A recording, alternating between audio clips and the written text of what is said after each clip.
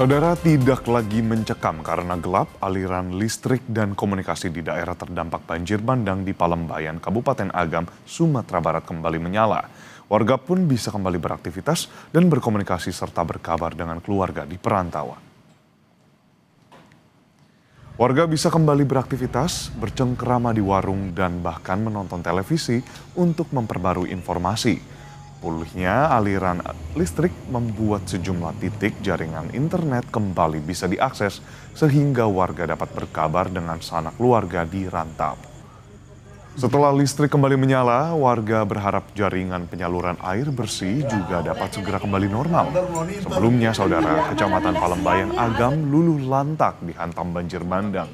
Kecamatan ini lumpuh, ratusan rumah rusak, hingga aliran listrik dan air bersih terputus. Ratusan orang meninggal dunia dan puluhan lainnya masih dalam proses pencarian.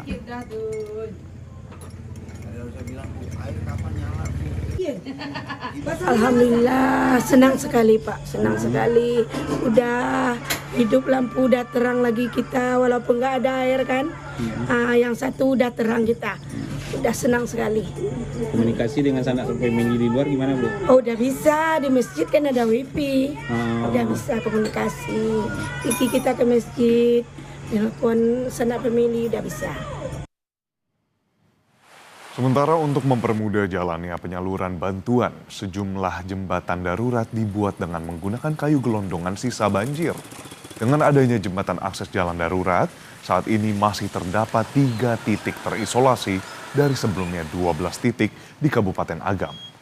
Pemkab Agam menyebut saat ini terdapat 20 unit alat berat untuk melakukan proses pembersihan kawasan dan pembukaan akses jalan ke daerah terisolir. Untuk memaksimalkan proses pembersihan dan pembukaan akses jalan, Bupati Agam Beni Warlis menyebut setidaknya diperlukan 30 alat berat.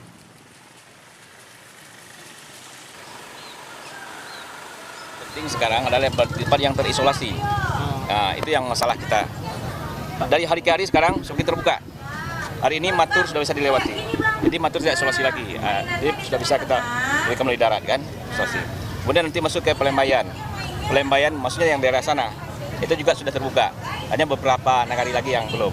Dan itu kita burukan hari ini sampai besok alat, makanya alat yang kita minta beda banyak tadi.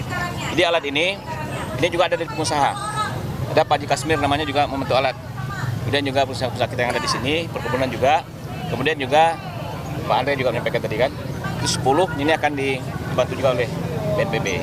Nah, dengan alat yang banyak itu nanti segera terbuka, nah kita sudah bisa mengirim semua bahan-bahan makan melalui ini. Saudara, kami ajak Anda untuk melihat kondisi terkini di Kabupaten Agam yang akan dilaporkan langsung oleh jurnalis Kompas TV Rio Johannes di sana. Rio, selamat pagi. Setelah listrik kembali menyala, lantas apakah semuanya sudah merata dan bagaimana dengan fasilitas kesehatan di sana? Apakah sudah mulai beroperasi?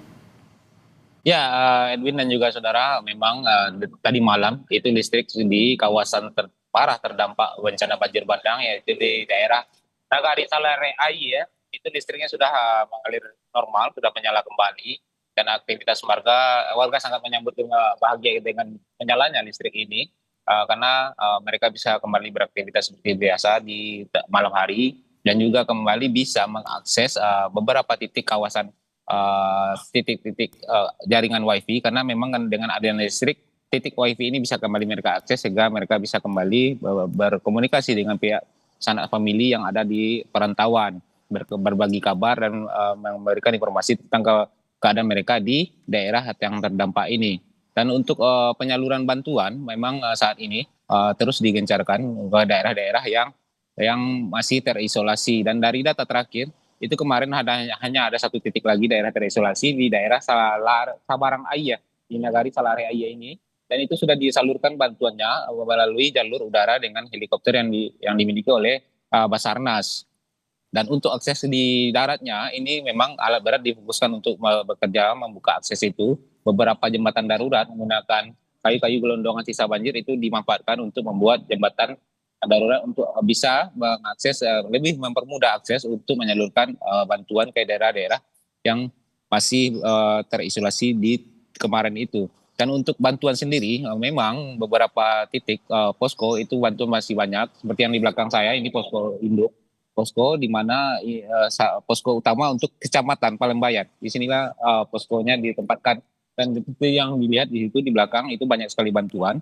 Dan juga di dalam daerah yang kawasan yang terdampak di kawasan Salare Aie, Nagari Salare Aie, itu juga banyak posko-posko dan banyak bantuan. Tapi memang jika kita melihat ke belakang, itu di posko yang benar-benar didirikan oleh pihak Nagari, itu kemarin saya melihat memang bantuannya sudah mulai menipis di gudang penyimpanan untuk posko bantuan, logistik bantuan itu sudah menipis. Dan ketika bantuan datang dari Kompas Gramedia Group, itu mereka sangat terharu dan menangis karena mereka tidak ingin lagi terulang kejadian di mana pada hari pertama dan hari kedua itu, kejadian di tanggal 27 itu mereka harus makan dan membagikan makanan untuk warga hanya nasi putih dan 1 butir telur. Demikian, Edwin.